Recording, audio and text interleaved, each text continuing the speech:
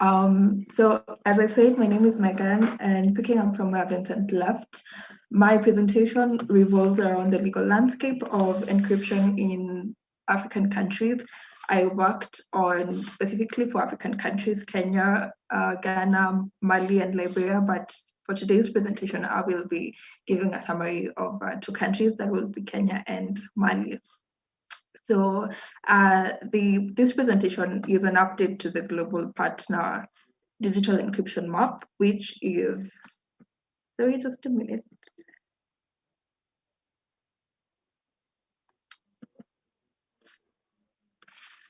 Yes, so the work was an update for the Global Partners Digital World Encryption Map, which is a social purpose company that works to enable a digital environment that is underpinned by human rights.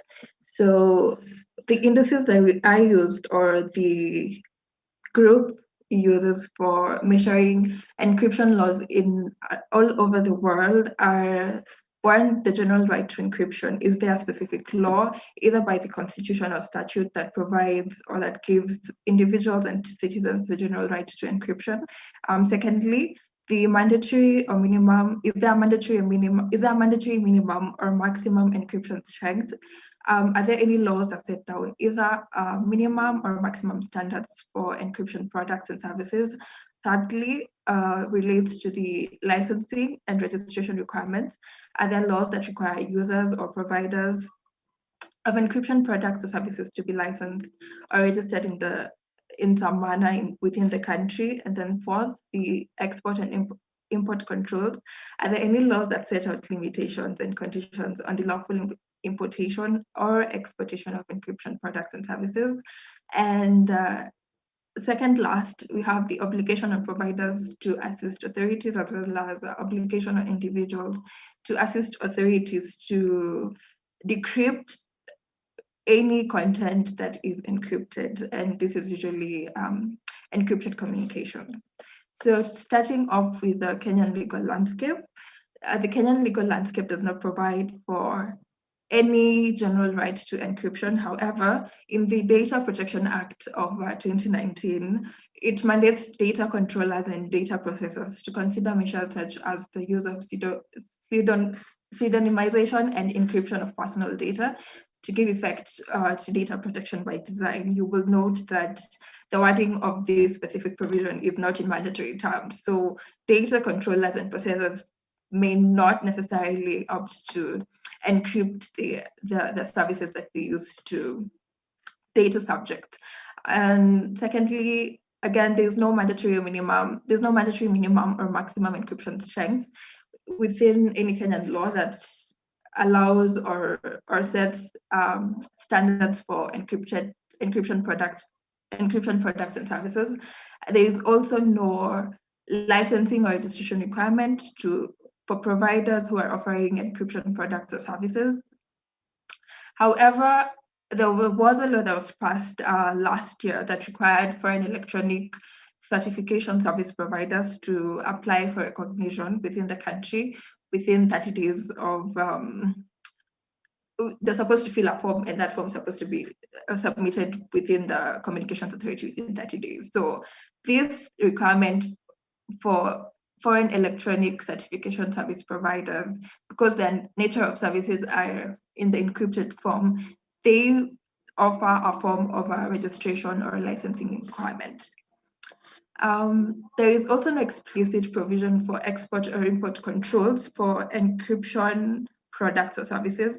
However, in the Kenya Information and Communications regulations, specifically regulations with regards to the importation, type approval, and distribution of communications equipment, one cannot import, supply, or distribute electronic communications equipment for commercial use without a license from the Communications Authority.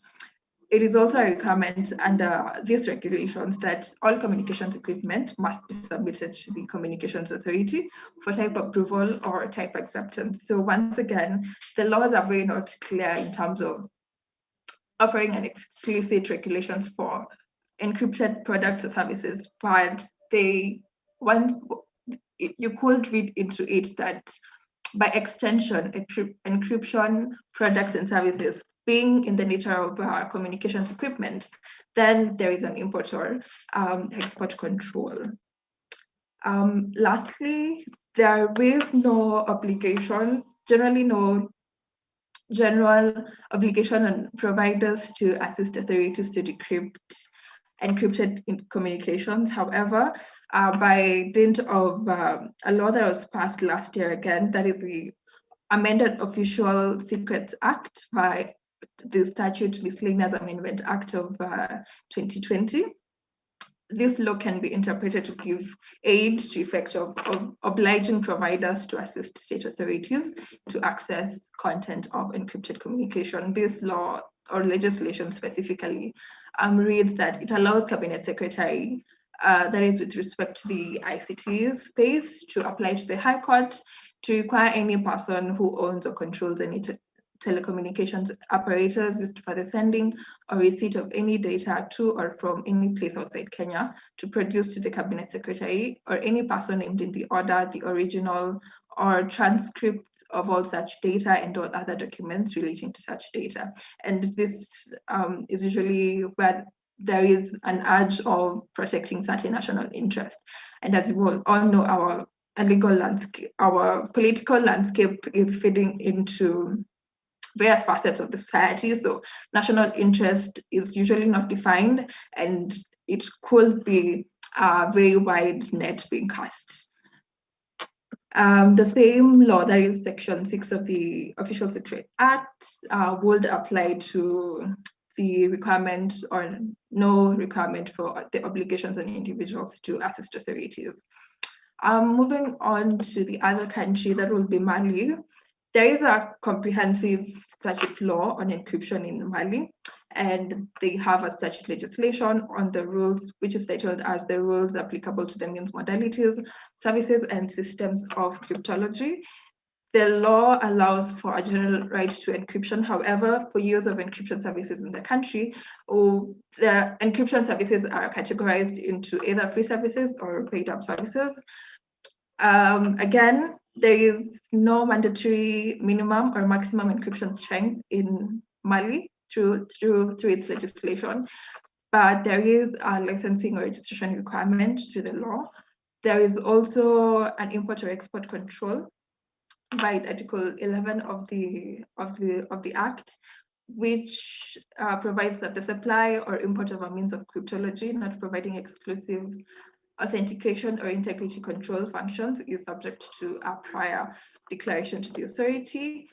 There are also obligations on providers, but the obligations of providers in terms of assisting to decrypt encrypted communications, they include professional duties of professional secrecy, or what would otherwise be known as confidentiality.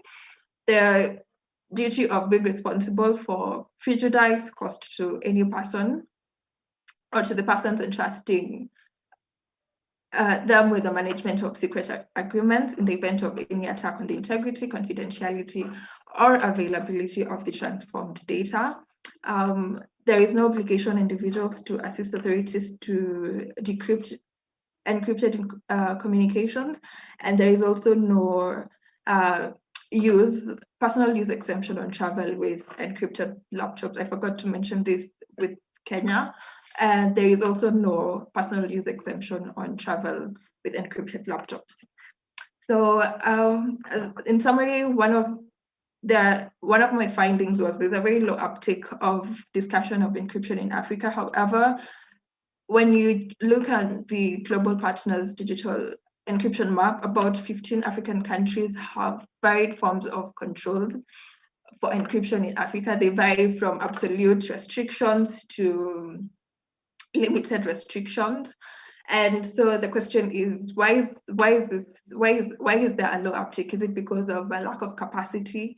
Is it a disinterest with this subject matter, or is it a question of disinformation? Yesterday, I saw a clip on Twitter that whereby a certain Nigerian minister was saying that encryption, the use of encryption, or rather the use of VPNs, are dangerous to the country's interest because they tend to transmit he was giving an example that your personal information, specifically your bank data, can be leaked through the use of VPN. So is it whichever country that you would be situated in or county, is it a lack of interest? Is it a disinterest issue, or is it disinformation?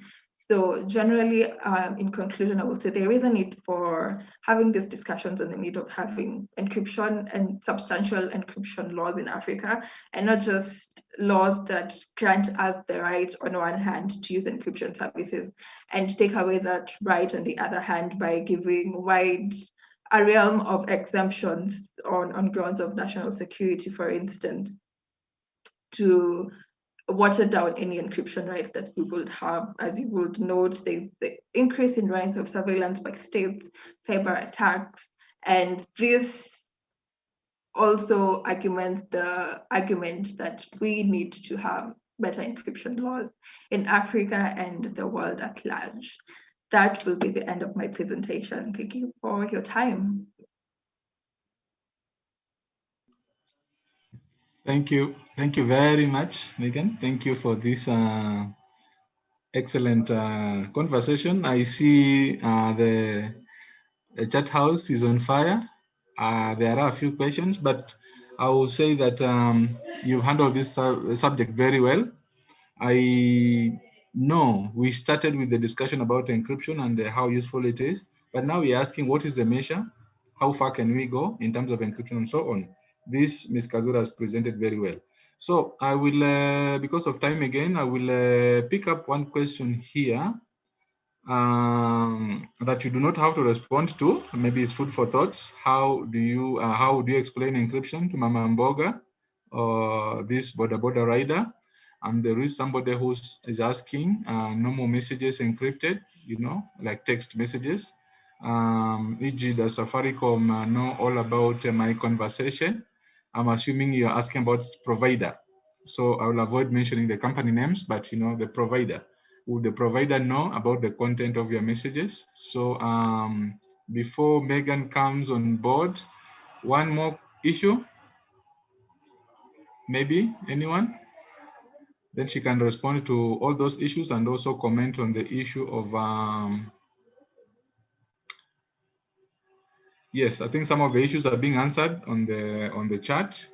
Okay, let's allow Megan some 2 more minutes. Thank you for sticking to the time. We can give you 3 minutes actually to respond to those issues. Comment on the issue of VPNs. Are they useful? Do they create more risk, or they mitigate virtual private networks? And then to a common user, like somebody who runs on the road, do they care how the road is constructed? Would they care about encryption if they are using internet and internet-related applications? Welcome, Megan. Okay. Unfortunately, I didn't get the very last question. However, on the issue of VPNs, virtual private networks, they could present a challenge with encryption services, especially free services, free VPN services, as someone has mentioned in the chat. It's not, it's a here or there type of situation, I would say. They are both good and they could pose risk as well, because different service providers have they ascribe to different ideals and different standards of encryption. So it will be dependent on the type of provider you're using for your VPN services.